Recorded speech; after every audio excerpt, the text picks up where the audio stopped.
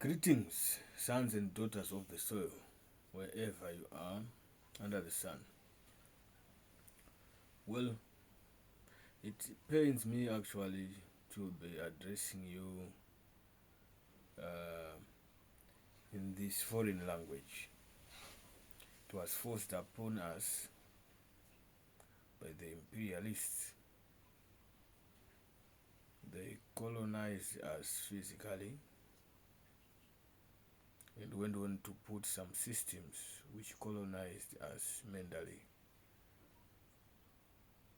Psychological warfare. Many countries have actually managed to gain independences, but believe you me, neocolonialism is still rife amongst us. A lot of African leaders, a lot of African writers wrote about the subject. If you are interested, there's a lot of literature on decolonization and neocolonialism.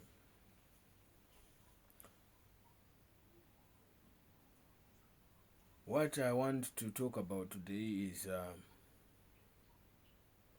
how the Eurocentric system have managed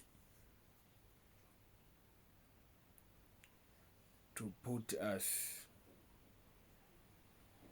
in a shell so much that they've actually done some social engineering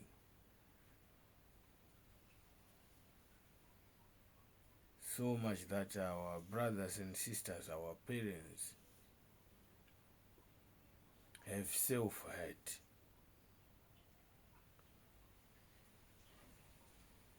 We have no sense of pride.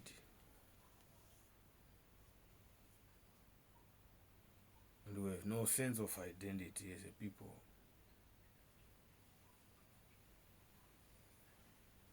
You look at countries like China, countries like Russia, countries like France, countries like India. These countries actually have their education systems weaved into their languages because language carries culture.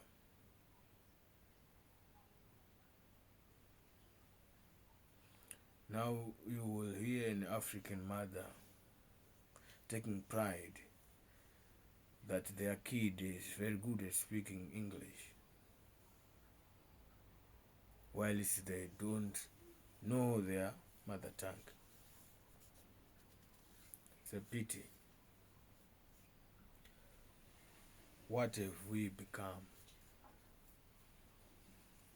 We have even adopted the foreign religions at the expense of our own spirituality, talking spirituality in the African context.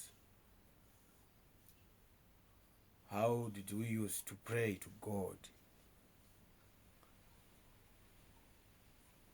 I'm not even sure if I'm supposed to say God, because according to how we refer to the supreme deity, we call him by many names using different indigenous African languages. We observed his existence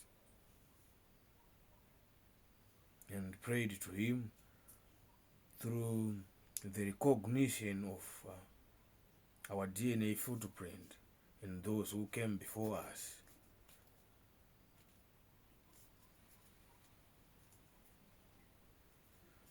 Well, I just want to talk more on the manifestation of self-hate in Africans. We define beauty through the Eurocentric lenses. How women are bleaching, how women are wearing fake hair. Why is that?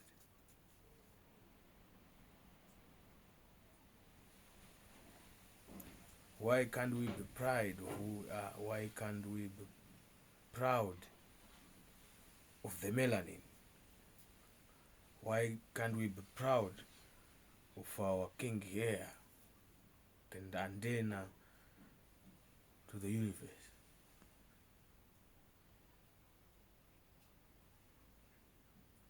One artist in Zimbabwe saying about this. His name is Japreza.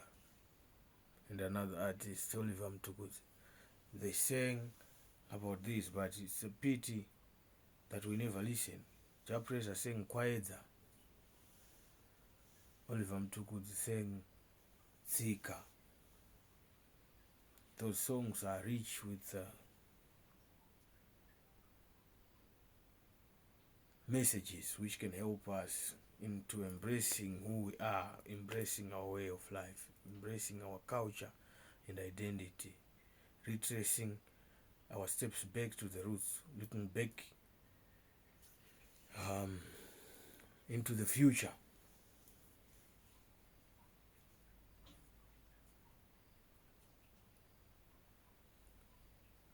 I implore you, fellow Africans, it rests with me and you. There were proposals that we should adopt Swahili as a common medium of instruction on the African continent. Right now we are using systems, talk of economics, talk of education, talk of governance, every facet of life. We are using the Eurocentric system of things. And it has brought so much chaos onto us. We had our own way of doing things, indigenous knowledge systems. We had our own way of developing.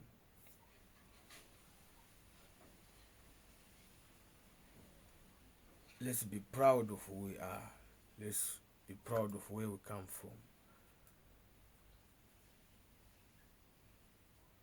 Let's not get carried away by modernization. We have to see life through the lenses of our own forefathers. We have a lot of proverbs that teach us philosophies about a lot of things. But instead we look somewhere else for answers to our own African problems that can never work.